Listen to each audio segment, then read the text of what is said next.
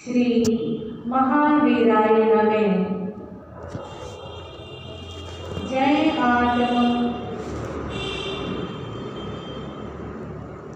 जय आनंद, जय देवेंद्र, जय शिव। उपाध्याय भगवान श्री जितेंद्र गुरुवे नमः। जय शशिकांता, जय सरिता, जय अजय, जय मंजूरा।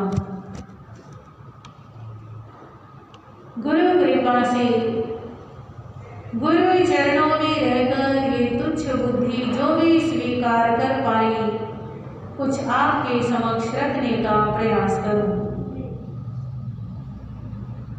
श्रमण भगवान महावीर स्वामी की पावन पवित्र आनंददायिनी कल्याणकारिणी वाणी आप श्रवण कर रहे हैं। महासती मैना सुंदरी और श्रीपाल के जीवन चरित्र के माध्यम से आपने सुना पूर्व जन्मों के पुण्यों के परिणाम स्वरूप और इस जन्म के अच्छे भाव और महामंत्र नवकार के जाप के परिणाम स्वरूप कौन सा संसार का सुख ऐसा है जो श्रीपाल को प्राप्त नहीं होगा।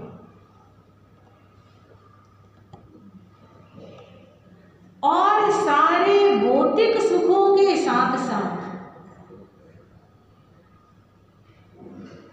ऐशो आराम के सारे साधनों के बावजूद भी श्रीपाल नवपद महामंत्र नवकार का ध्यान लगाना नहीं होता। बहुत बड़ी बात है। आज थोड़ा सा भी सुख प्राप्त होता है तो इंसान सबसे पहले धर्म छोड़। अब त्योहार आ रहे हैं, अब शादी आ रही है, अब ये फंक्शन आ रहा है, इसलिए स्थानक नहीं आ पाएंगे, इसलिए सामायिक नहीं कर पाएंगे, प्रवचन नहीं सुन पाएंगे। जो महापुरुष होते हैं, जो अंदर की श्रद्धा से धर्म करते हैं, वे कितने सुख प्राप्त हो जाए और कितने दुख प्राप्त हो जाए, दोनों परिस्थितियों में धर्म का दामन थाम के रखें। क्योंकि सुख मिलते भी धर्म की कृपा से हैं और मिल करके टिकते भी धर्म की कृपा से। श्रीपाल उसका नित्य नियम है सुबह शाम प्रतिक्रमण, सामायिक नवपद का ध्यान, सप्ताह में 1 या 2 आईटी, जब जब ओली आती है, साल में 2 बार ओली आती है, तो हर बार ओली तब करना ही करना है। जबकि कितने वैभव का स्वामी है। और यहां परदेश में भी 3-3 पत्नियां साथ में है। सब मनोहार करते हैं, कहते हैं कि नहीं मत करो, अपना मोह ममता। हाँ जी, पर श्रीपाल कहता है कि मेरे को मेरे धर्म से हटाने की कोशिश मत करना और जो कहोगे सब मंजूर। सारी इच्छाएं पूरी करूंगा पर अपने धर्म के कार्य से पीछे नहीं हटूंगा। और ऐसी श्रद्धा के परिणाम स्वरूप और आगे से आगे मिलता जा रहा है। एक बार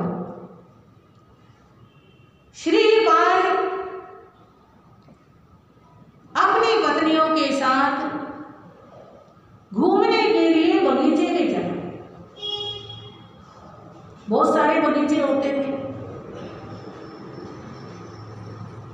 तो कभी किसी बगीचे में, कभी किसी बगीचे में, कभी कहीं नदी किनारे, कभी कहीं जाते रहते थे घूमने के लिए।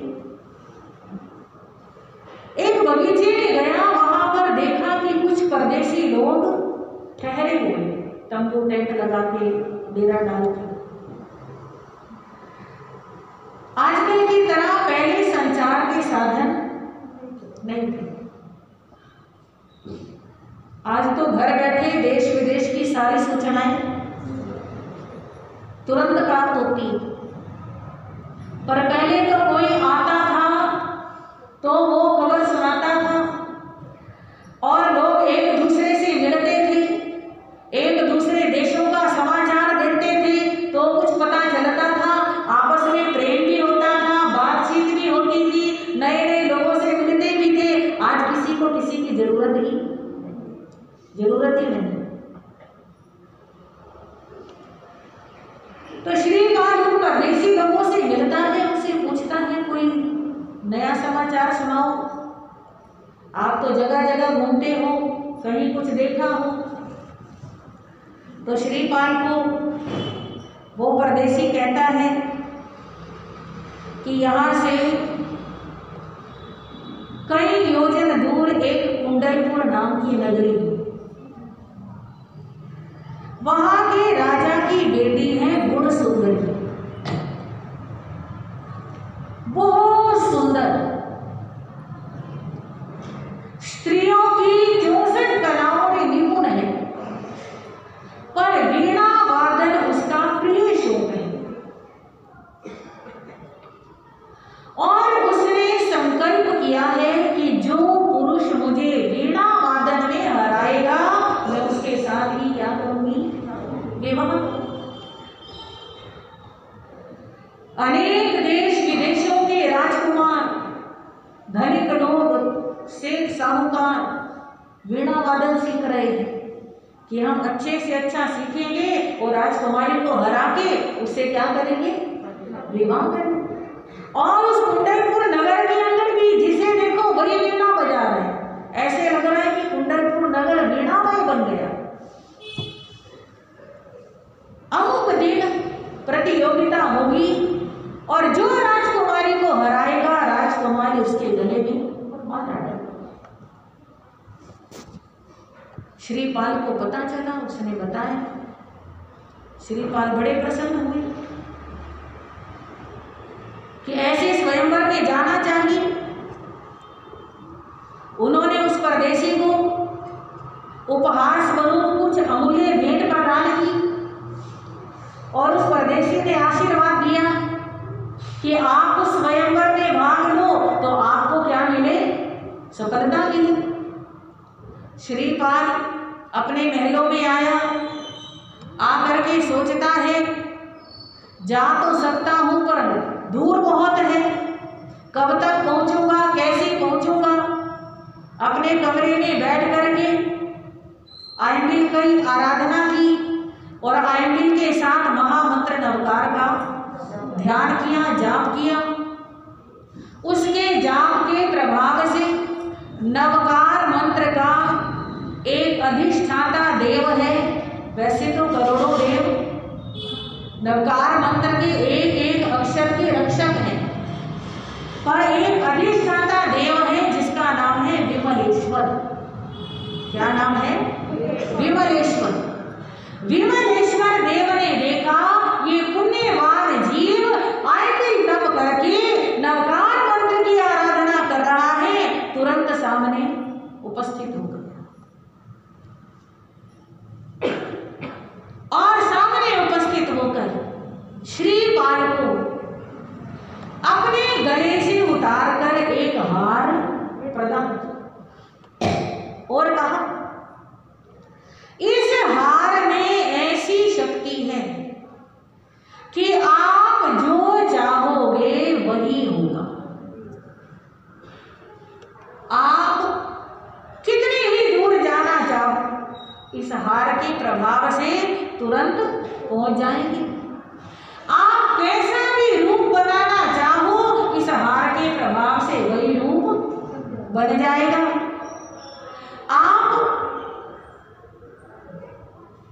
पुरुषों की 72 कलाओं में निपुण हो जाएंगी पढ़ने लिखने की, क्योंकि बचपन से तो कुश्तियों के साथ रहा। फिर विवाह हुआ, विवाह होते ही परदेश में निकल गया, पढ़ा लिखा तो था नहीं, विद्याओं का अभ्यास किया नहीं था। इस हार के प्रभाव से सारी कलाओं में निपुण हो जाती। आपको कहीं कोई विघ्न बाधा नहीं आएगी, पर फिर भी अगर कभी जरूरत पड़े मुझे याद करना, मैं हाजिर हो जाऊंगा। इतना कहा, वो हार श्रीपाल को दिया और विमलेश्वर देव चला गया। देखो धर्म की शक्ति।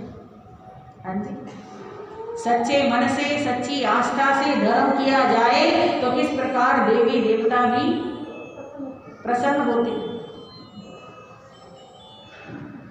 उस हार को लेकर श्रीपाल ने अपने गले में धारण कर लिया। अगले दिन पारणा किया, अपनी तीनों पत्नियों को कहा, मैं कुछ समय के लिए यहां से जा रहा हूं, आप यहीं रहना और धर्म ध्यान की आराधना करना। जब मौका होगा मैं अपने आप आऊंगा और आपसे मिलूंगा। ऐसा कहकर अपने कमरे में आता है, ध्यान लगाता है, मन में ध्यान करता है मैं कुंडलपुर नगरी के बाहर उद्यान में पहुंच जाऊं, और पलक झपकते कहाँ मिला, कुंडलपुर के उद्यान में। फिर मन में भाव किया कि मेरा रूप एक कुबड़े का रूप बन जाए। कुबड़े का रूप बना लिया, कुब्जक, और ऐसा रूप बना के हाथ में वीणा लेकर के जहां पर वो प्रतियोगिता हो रही थी उस स्थान पर पहुंचता है। उस सभा भवन में अंदर जाने लगता है तो द्वारपाल खड़े थे, वे रुकते, अरे कौन है, कहाँ जा रहे हैं?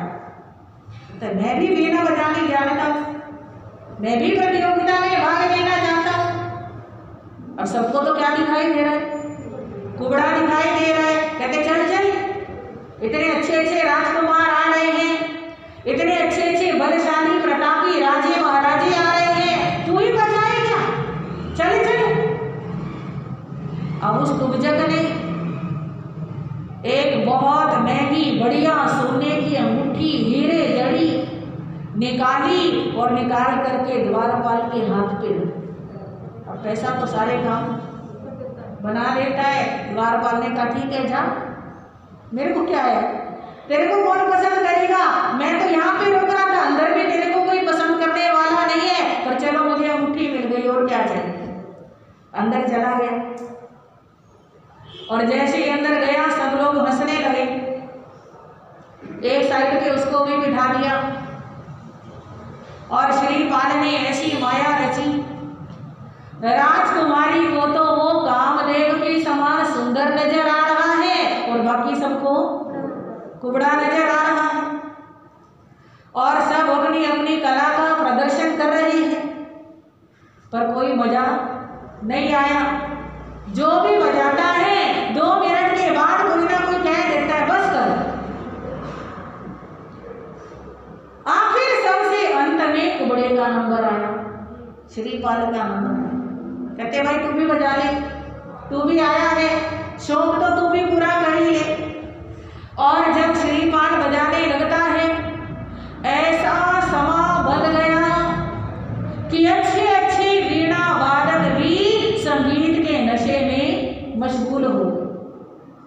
इतने मशगूल हो गए शरीर का भार ही नहीं रहा, और श्रीपाल ने वीणा बजाते बजाते वीणा को रोक करके उन सबके आभूषण उतार लिए, एक साइड में रख दिए ढेर लगा के, और फिर उनको जगाने वाली वीणा बजाई और वे सब जागृत हुए।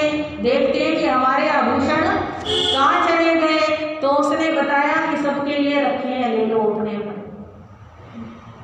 मतलब वीणा वादन में इतना अधिक मगन हो गए, पता नहीं चला कि शरीर के आभूषण उतार लिए। सबने मुक्त कंठ से प्रशंसा की और राजकुमारी ने श्रीपाल के गले में क्या डाल दी? माला।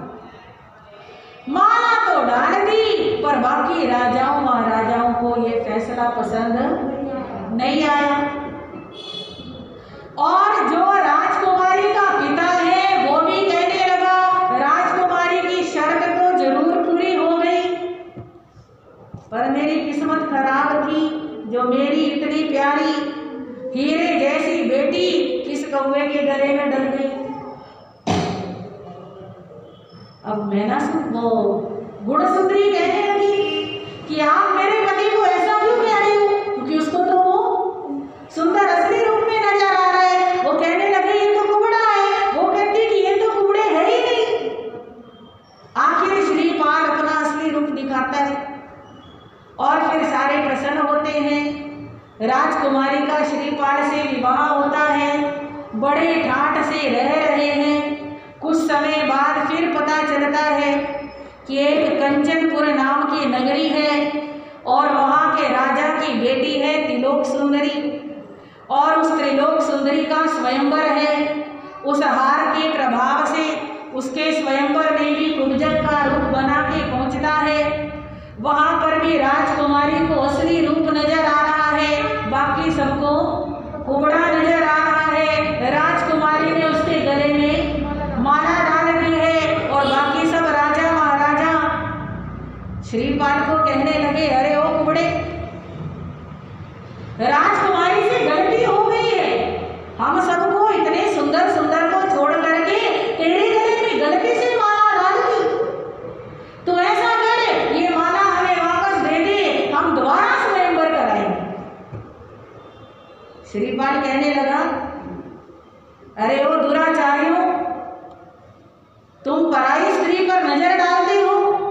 अब ये मेरी पत्नी हो चुकी है, अब इसके ऊपर किसी का कोई अधिकार नहीं है। कहते हैं कैसे नहीं, अधिकार का फैसला तो हमारी तलवार करेगी। सबने तलवारें निकाल ली और कुब्जक ने भी तलवार निकाल ली और अकेले श्रीपाल ने, उसके अंदर तो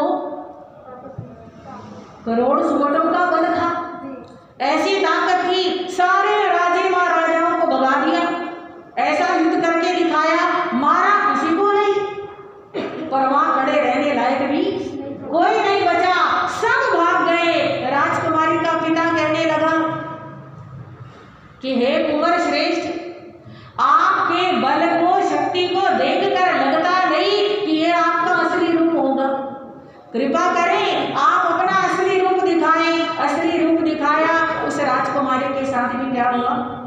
विवाह हुआ।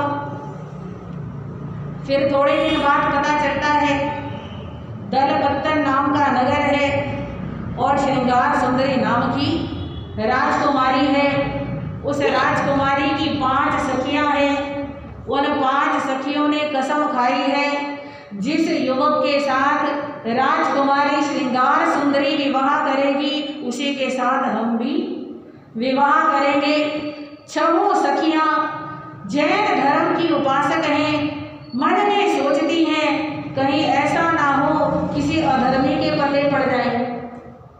विवाह से पहले तो बाजी हमारे हाथ में है, पर विवाह के बाद तो मजबूर हो जाते हैं, अधीन हो जाते हैं। फिर तो जैसे ससुराल वाले चलाएंगे, पति चलाएगा, वैसे चलना पड़ेगा।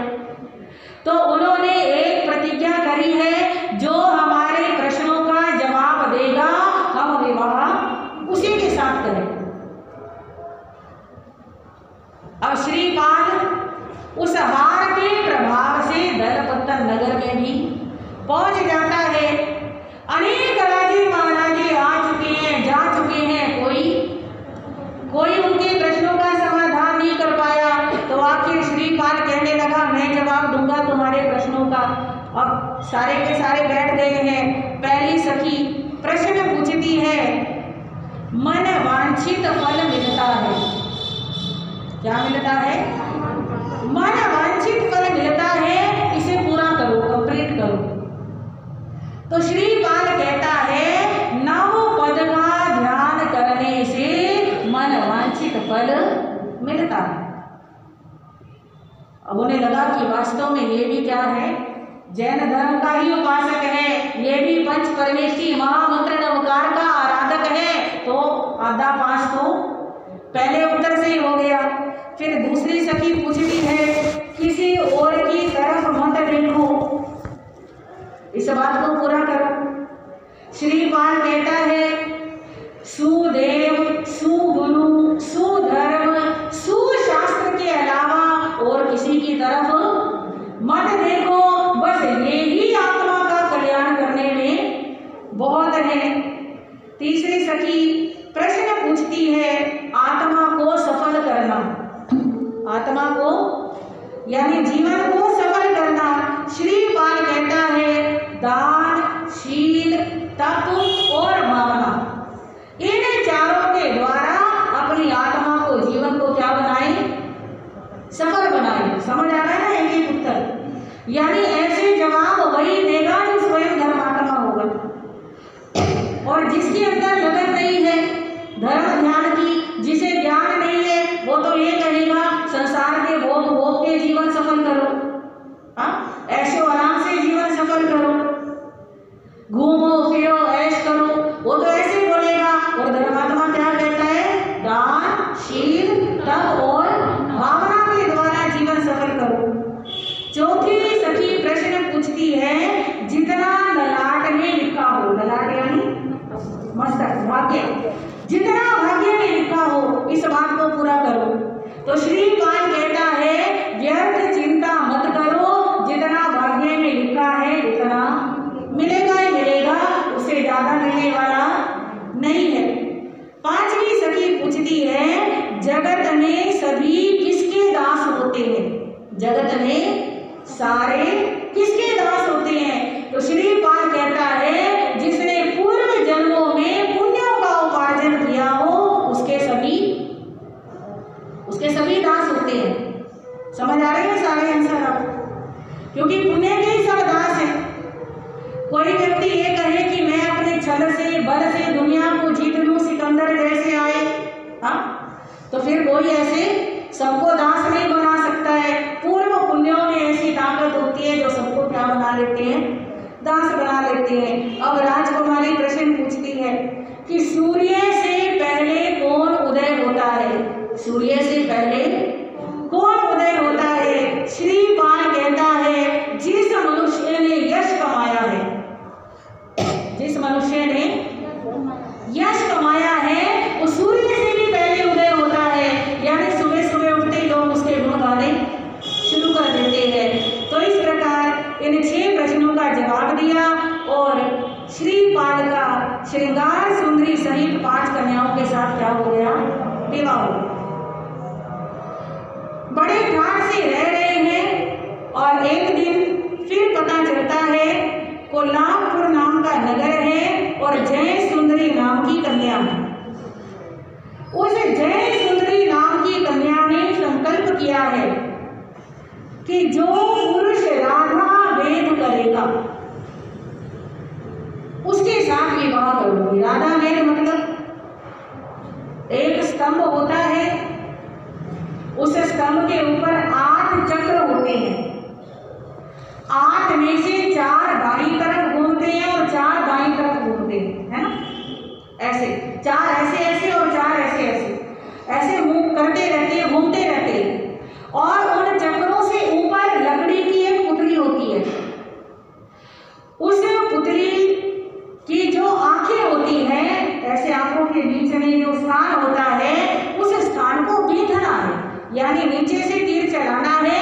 उन 8 चक्रों के बीच से होते हुए वो तीर कहाँ लगे, उस पुतली की, उस पुतली का नाम राधा होता है, तो उसको वो तीर लगे।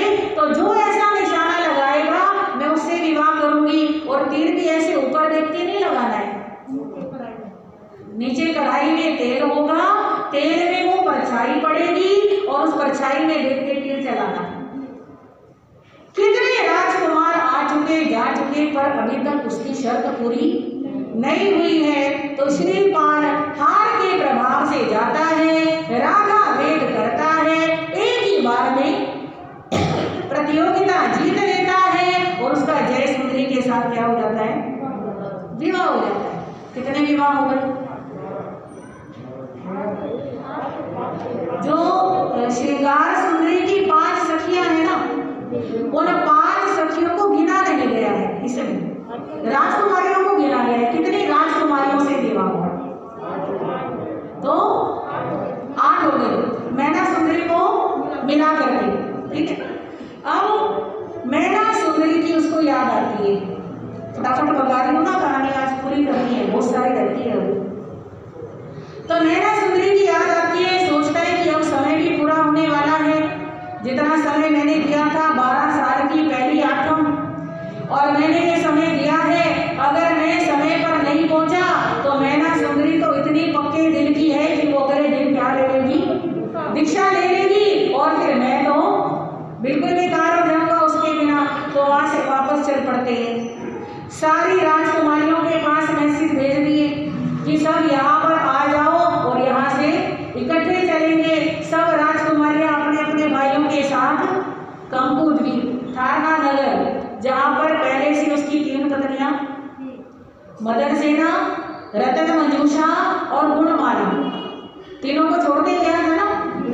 अब सब राजकुमारियों को लेकर के थाना नगर पहुंचता है उन तीनों पत्नियों के पास, और सब राजकुमारियों ने, सब उनके माता पिता ने खूब सारा दान दहेज, किसी ने हाथी दिए, किसी ने घोड़े दिए, किसी ने हीरे माणिक सोना चांदी, दास दासी, पता नहीं कितना माल समाप्त दिया, सारा लेकर के थाना नगर पहुंचे हैं।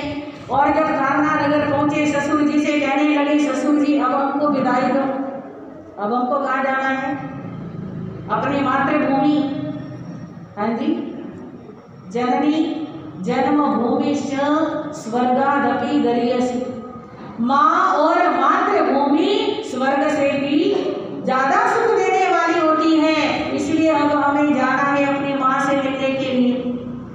अब वो गुणमाला के पिता जो उसको फांसी देने को तैयार हो गए थे, उनके पास एक गुणमाला बेटी थी, बेटा तो कोई था नहीं। उन्होंने कहा, बेटा तुम जा रहे हो, मेरी उम्र का क्या भरोसा है, कब मेरी टिकट कट जाए, कब मेरे को जाना पड़ जाए, इसलिए 2 दिन रुको, मैं तुम्हारा राज तिलक कर दूं। तो श्रीपाल का क्या कर दिया? राज तिलक कर दिया, खूब सारा दान दहेज देकर के विदा किया है, और 8 पत्नियों के साथ, यानी 8 राजकुमारियां हैं, 5 पत्नियां वो दूसरी हैं, और खूब माल सवाब लेकर के, करोड़ों की सेना है साथ में, और लेकर के चल रहे हैं। जिस नगर के बाहर पहुंचते हैं वही राजा आता है, स्वागत करता है, भेंट में कुछ ना कुछ देता है, और कहता है आप स्वामी हो और हम आपके सेवक हैं। सब जगह आदर मान सत्कार और सब जगह से अच्छी अच्छी भेंट प्राप्त हो रही है। चलते चलते एक सुपारक नाम के नगर में पहुंचे। सुपारक नगर के बाहर जैसे पहुंचे, वहां से कोई भी श्रीपाल का स्वागत करने नहीं आया। जिस भी नगर में जाते थे पहले खबर पहुंच जाती थी, इतनी बड़ी सेना आ रही है, इतना बड़ा राजा आ रहा है, तो पहले तैयारी करके रखते थे। पता होता था कि आज पहुंचेंगे, इस समय तक पहुंचेंगे, पहले गेट पे खड़े मिलते थे। पर इस नगर में तो कोई रौनक ही नजर नहीं आ रही, लगता है इस नगर में कोई रहता ही नहीं है। तो कोई एक धोबी कपड़े लेकर के जा रहा था, उसको रोक करके पूछा, भाई क्या बात है, इस नगर में कोई रहता है कि नहीं रहता? कोई आया नहीं, कोई नजर नहीं आ रहा। वो कहने लगा, महाराज बहुत सुंदर नगर है, बड़ा संपन्न नगर है, सारा कुछ है यहाँ पर एक बात की दिक्कत हो गई, राजकुमारी को सर्प ने डस लिया है, और उस राजकुमारी का अनेक उपचार करने पर भी जहर नहीं उतरा है। इस समय राजकुमारी को अंतिम संस्कार के लिए ले जाया जा रहा है, इसलिए सब लोग वहीं पर गए। श्रीपाल कहने लगा, ऐसी बात? और वो सबको वहीं पर रोक के घोड़े पे सवार होके तुरंत उस स्थान पे पहुंचता है। और वहां पर पहुंच करके दूर से देखता है अर्थी बांधी जा चुकी है, बस उठाने की तैयारी है और उसके पहुंचने से पहले उठा भी ली है, चलने लगे हैं। श्रीपाल ने दूर से कहा रोक लो, यहीं पर रुक जाओ सारे के सारे।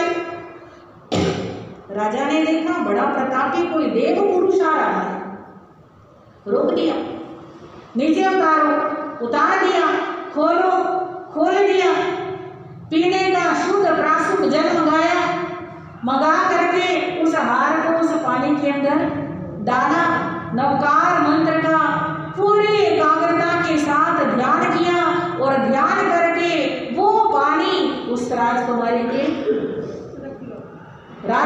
के ऊपर छिड़क दिया, नवकार मंत्र सुना दिया और सबके देखते देखते जो शरीर बिल्कुल नीला पड़ चुका था वो नीलापन कम होने लगा। थोड़े थोड़े राजकुमारी के ओठ फड़कने लगे। उस पानी को राजकुमारी के मुंह में डाला गया, पानी गले से नीचे उतरा और राजकुमारी ने आंखें खोली।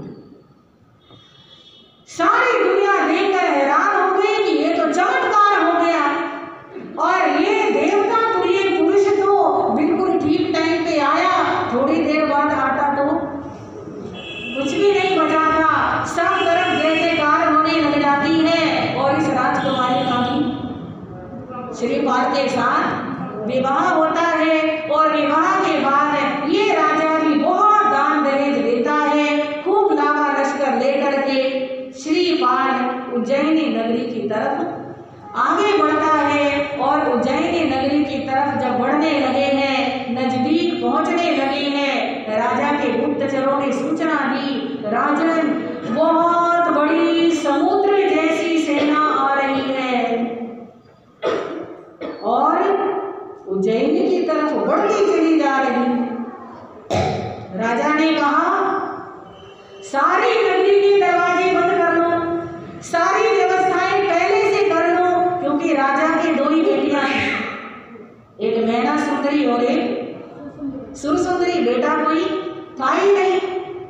तो राजा भी बूढ़ा हो चला था, सोचता है अब मेरे शरीर में इतनी ताकत नहीं कि मैं इस इतनी बड़ी सेना का क्या कर सकूं, मुकाबला कर सकूं। सब दरवाजे बंद कर दिए, सुरक्षित होकर के बैठ गए हैं और श्रीपाल की सेना ने चारों तरफ से उज्जैनी को घेर लिया है, डेरे तंबू लग गए हैं और विचार करता है आज 12 साल पूरे हो चुके हैं, आज सप्तमी है और कल क्या है, अष्टमी है, कुछ भी करके आज मेरे को मैना सुंदरी से और अपनी माँ से क्या करना है, मिलना है।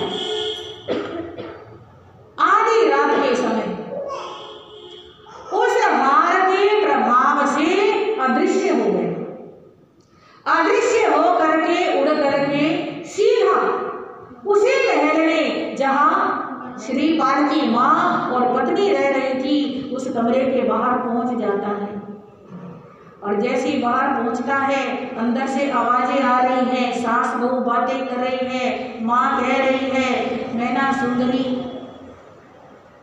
आज तो श्रीपाल को आना था और पता नहीं कौन दुश्मन आ गया, नगरी को चारों तरफ से घेर लिया, अब श्रीपाल कैसे आ पाएगा, मेरा तो मन घबरा रहा है, पता नहीं वो आ पाएगा नहीं आ पाएगा, क्या होगा क्या नहीं होगा। मैना सुंदरी कह रही है माता जी आप नवकार मंत्र पे श्रद्धा रखो, श्रीपाल जी अपने साथ नव पद लेकर के गए हैं और वे वचन के पक्के हैं, आप थोड़ा सा धैर्य रखो, अभी नहीं तो अष्टमी शुरू होते ही वो जरूर आ जाएंगे, चाहे जो मर्जी हो जाए। मेरी बाई आंख फड़क रही है, बाई अंग फड़क रहे हैं और हृदय अंदर से प्रफुल्लित हो रहा है, ऐसा लगता है कि आज कोई ना कोई अच्छी खबर जरूर मिलेगी। और वो आपस की बातें श्रीपाल सुन रहा है और सुनकर कहने लगा इनके मुंह की बात अभी पूरी कर दूं। तुरंत दरवाजा खड़काया, माता जी मैं श्रीपाल, दरवाजा खोलो। दरवाजा खोला गया, श्रीपाल माता जी के चरणों में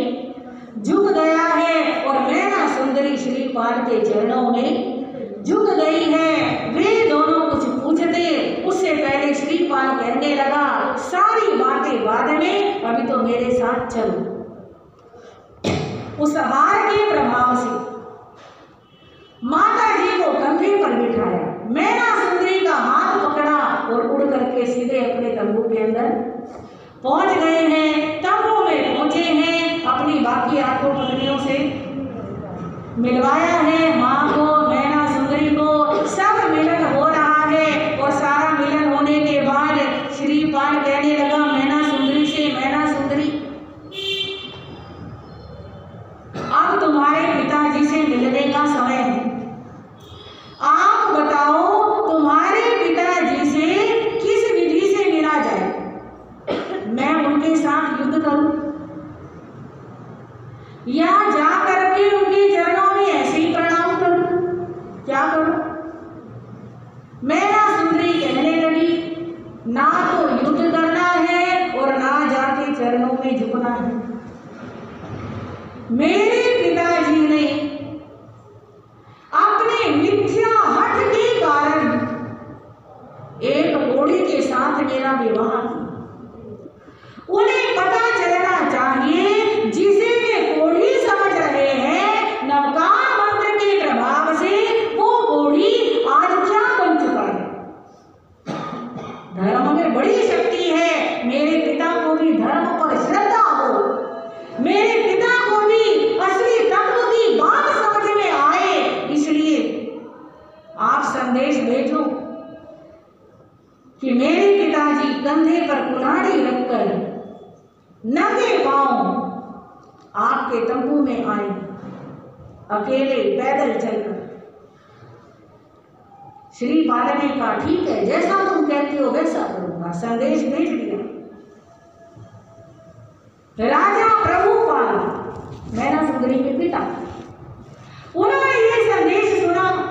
थे तो वीर बहादुर थे, अनेक लड़ाइयां लड़ी थी जीवन में, एकदम क्रोध से लाल पीले हो गए। कहने लगे ऐसा कैसे हो सकता है, ये तो बहुत बड़ी अपमान की बात है। बेशक मेरे शरीर में जान नहीं, पर अभी मेरे मन के अंदर बहुत जोश है। ऐसे अपना अपमान कराने से अच्छा है कि मैं युद्ध गति में लड़ते लड़ते वीर गति को प्राप्त हो जाऊं। सेना को आदेश दे दिया। मंत्री समझाने लगा राजन, हमारी सेना का एक सैनिक भी खत्म हो जाए तो भी उस शत्रु का कुछ बिगड़ने वाला। उनकी सेना समुद्र के समान और हमारी सेना एक ऊंट के समान है। हमारे पास हथियार भी इतने अच्छे नहीं है, हमारी युद्ध की तैयारी बिल्कुल भी नहीं है।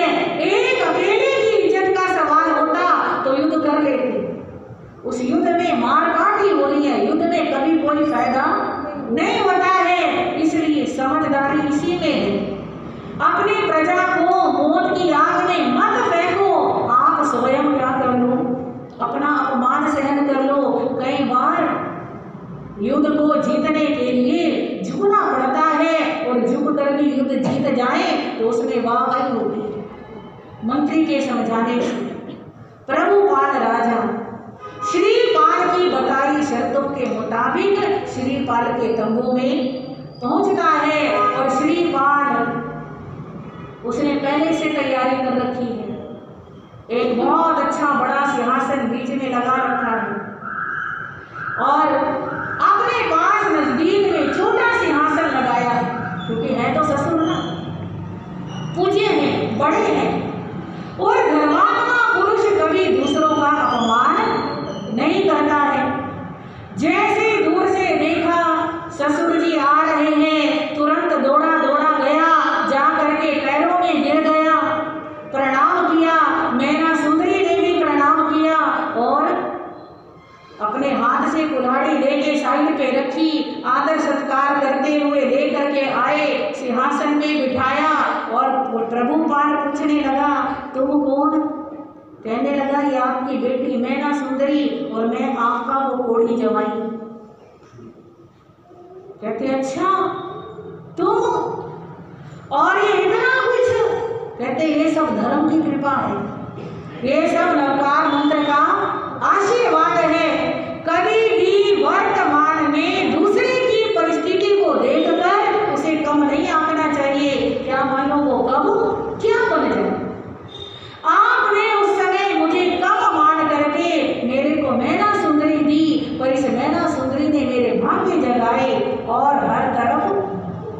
हर्ष और खुशी का वातावरण छा गया। और अब श्रीपाल ने, जैसे सब मिलते हैं तो पिक्चर देखते हैं, नाटक देखते हैं, उसको नाटक मंडली भेंट की थी। किसने भेंट की थी?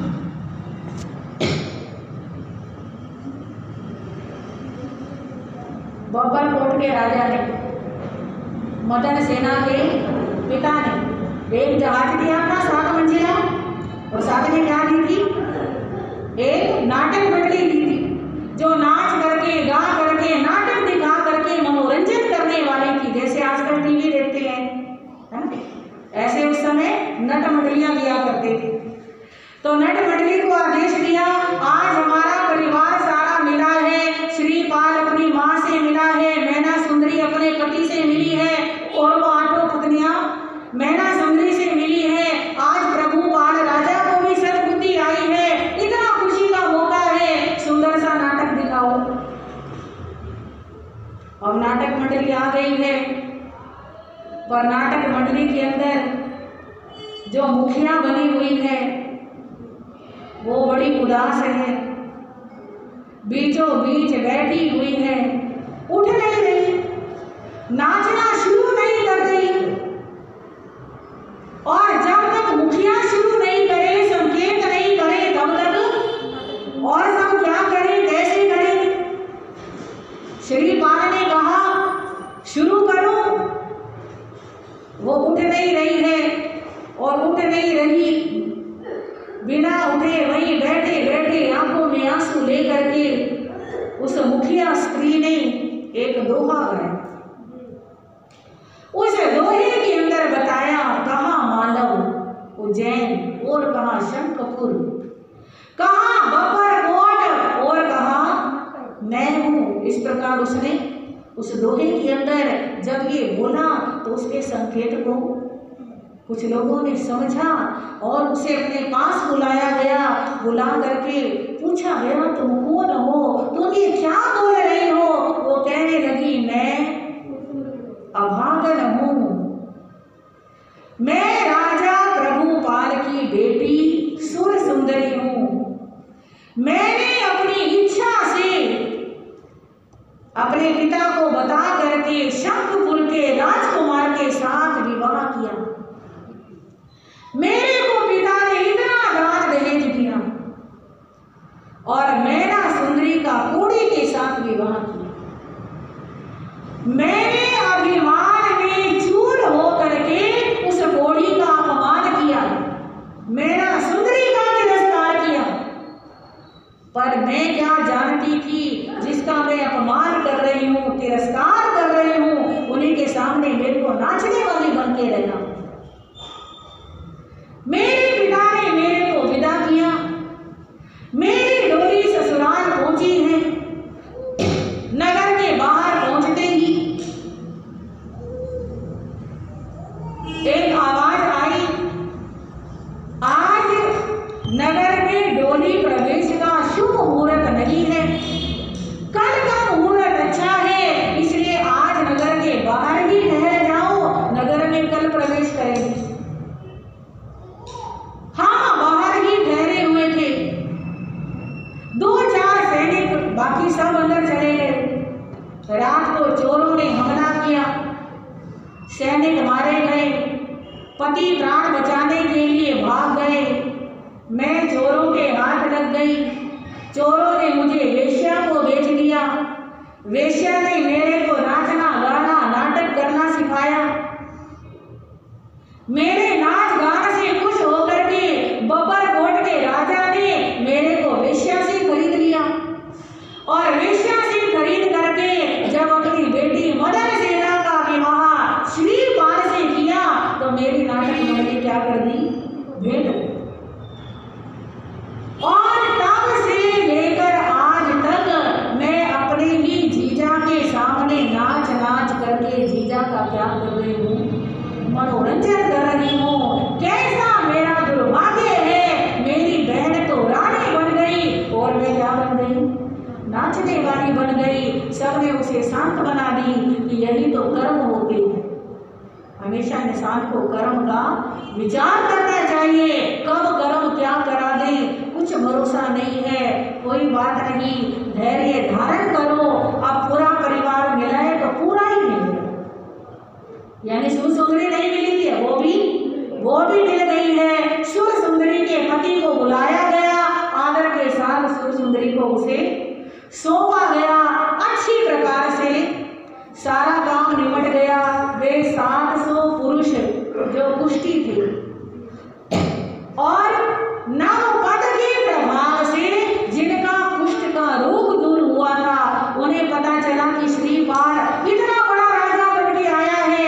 वे भी आ गए, आकर के श्रीपाल के चरणों में प्रणाम करते हैं और श्रीपाल कहने लगा, अब आपको कहीं जाने की जरूरत नहीं, मेरे साथ रहो।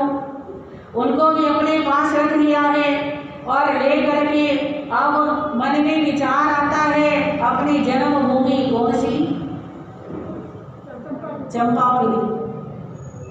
चंपापुरी की तरफ प्रस्थान किया, जहां पर श्रीपाल का चाचा, क्या नाम है, कहीं हरिदमन कहते हैं और कहीं वीरदमन कहते हैं, नाम में अंतर है पर बात नहीं है। नगरी के बाहर डेरा डाल लिया और श्रीपाल ने बड़ा अच्छा संदेश अपने चाचा के पास भेजा। चाचा जी, वीरदमन राजा जी, आपका अपना भतीजा जिस समय छोटा था, राज्य को संभाल नहीं सकता था, उस समय आपने सारी जिम्मेदारी अपने सिर पर ले ली और श्रीपाल को योग्य बनाने के लिए, समर्थ बनाने के लिए आपने बाहर भेज दिया था।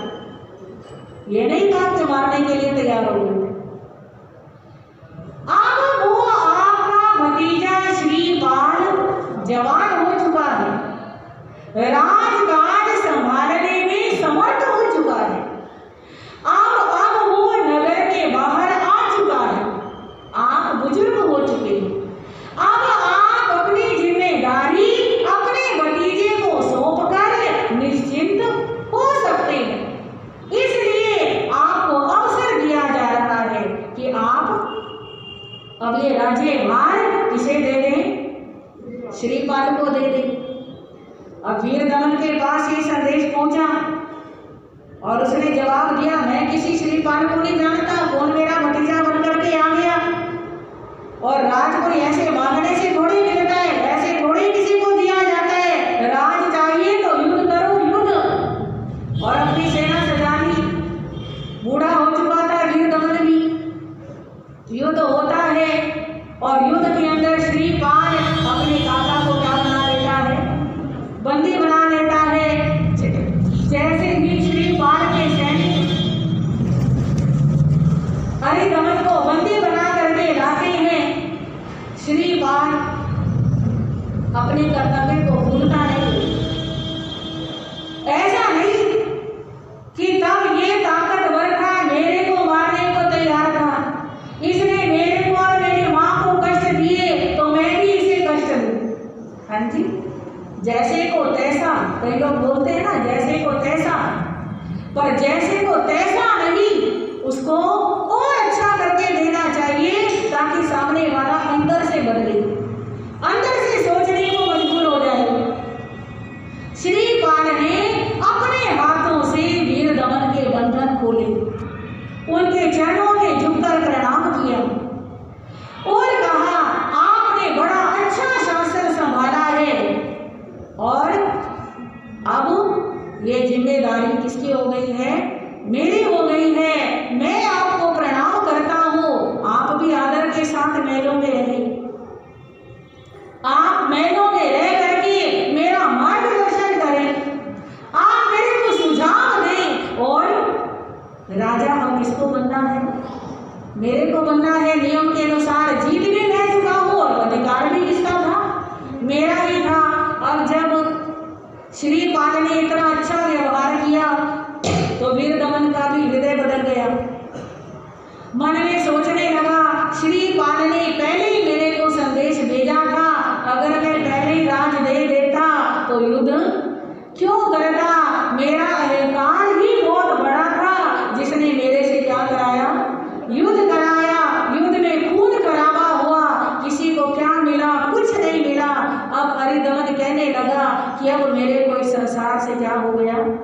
वैराग हो गया है। चिंतन मनन करते करते जाति स्मरण ज्ञान होता है। इसको वीर दमन चाचा वो दीक्षा लेता है और दीक्षा लेकर के साधु बन के साधना में मन लगाता है। इधर श्रीपाल राजा बनता है। राजा बनते ही अपने नगर में बहुत अच्छी अच्छी व्यवस्थाएं कराता है। खूब सारे स्कूल, खूब सारी दानशालाएं, खूब बहुत जन कल्याण के काम कराता है। जहाँ जहाँ जो जो कमी थी वो सारी पूरी करता है। नवकार मंत्र ओली तप आयंत्री तप को भूला नहीं है। उधर हरिदमन साधना करते करते अवधि ज्ञान प्राप्त करते हैं और अवधि ज्ञान प्राप्त करके नगर के बाहर पधारते हैं। श्रीपाल राजा अपनी प्रजा के साथ, परिवार के साथ हरिदमन मुनि के दर्शन करने आते हैं, प्रवचन सुनते हैं। प्रवचन के बाद उनसे प्रश्न पूछते हैं, भगवान मेरे जीवन में कितने उतार चढ़ाव आए। पहले तो बचपन में मुझे दर दर भटकना पड़ा, 700 कुश्तियों का साथ मिला, शरीर को कोढ़ की बीमारी लगी। हाँ जी, फिर मेरे को समुद्र में डूबना पड़ा, मेरे को फांसी की सजा मिली, मेरे को बाढ़ का आरोप सहन करना पड़ा। इतने सारे कष्ट क्यों आए और हर कष्ट से बच कैसे गया? हाँ जी, बचा भी तो हूँ ना। इतना सारा वैभव कैसे मिला ये मैं जानना चाहता हूँ। तो हरिदमन मुनि श्रीपाल का पूर्व भव सुनाते हैं। कहते हैं पिछले जन्म के अंदर तुम श्रीकांत नाम के राजा, 700 आपके साथी, शिकार खेलने का बड़ा शौक था। आपकी रानी बड़ी धर्मात्मा थी, आपको बहुत समझाती थी शिकार मत खेला करो, आपका मनोरंजन और इतने पशु पक्षियों की जान जाती है, कुछ नहीं मिलता, बड़ा समझाती कि क्षत्रिय के सामने उसका दुश्मन भी अगर दांत में तिनका रख के आ जाए तो क्षत्रिय उसे भी मारता नहीं। क्षत्रिय का क्या धर्म होता है कि शत्रु भी, समझ आ रही है सबको, दांत में तिनका रख के आए। तिनका रखने का मतलब कि मैं तुम्हारी गाय हूं, मेरे दांत में क्या है? तिनका है, मैं तुम्हारी गाय हूं, मेरे को क्षमा करो। अगर ऐसा कोई बोल देता है तो क्षत्रिय उसको मारता नहीं है। और ये पशु तो बेचारे हर समय मुंह में घास रखते, आप इन्हें कैसे मारते हो? बहुत समझाती है पर आप समझे नहीं। एक दिन शिकार को जाते समय रास्ते में मुनि महाराज के दर्शन हुए, उन्हें देखकर आपको बड़ी गिलानी आई।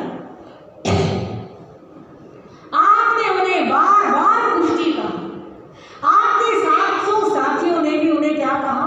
कुश्ती कहा। आपने शिकार खेला, मुनियों को कुश्ती बोला, इसलिए आपके शरीर में क्या आया? कुष्ठ का रोग आया। पर रानी के समझाने से आपको सद्बुद्धि जागी, जाके आपने मुनि से क्षमा याचना की, इसलिए कुष्ठ का रोग क्या हो गया? दूर। एक दिन आपने मुनि को देखा, उठा करके नदी में फेंक दिया। थोड़ी देर के बाद दया आई, नदी से निकाल के किनारे पे बिठा दिया।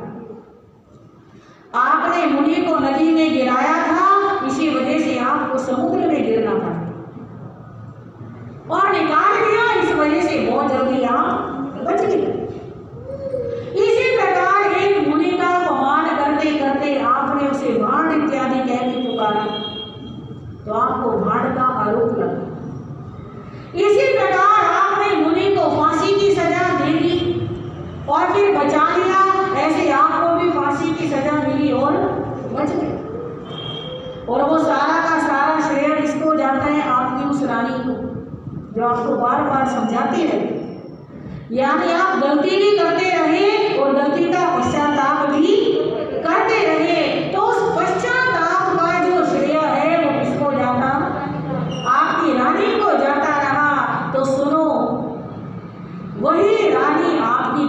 है, मैना सुंदरी पत्नी बनी है। और उस जन्म के अंदर एक सिंह नामक राजा के ऊपर आपने हमला किया, आक्रमण किया, और उस आक्रमण के अंदर आपने सिंह राजा को क्या कर लिया, बंदी बना लिया, उसे मृत्यु दंड सुनाया। और मृत्यु दंड सुना करके फिर उसको क्या कर दिया, रानी के समझाने से छोड़ दिया। वो सिंह राजा कोई नहीं, मैं हूं। कौन कह रहे हैं? वीर दमन चाचा, कि पिछले जन्म में तुमने मेरा राज छीना था, तो इस जन्म में मैंने बचपन में तुम्हारा क्या कर लिया, राज छीन लिया, और तुम्हें ऐसे दर दर भटकना पड़ा। पर पत्नी के समझाने से तुमने पिछले जन्म में भी नवकार मंत्र की साधना की थी, इस जन्म में भी नवकार मंत्र की साधना की है, जिसके परिणाम स्वरूप इतना कुछ तुमको प्राप्त हुआ है।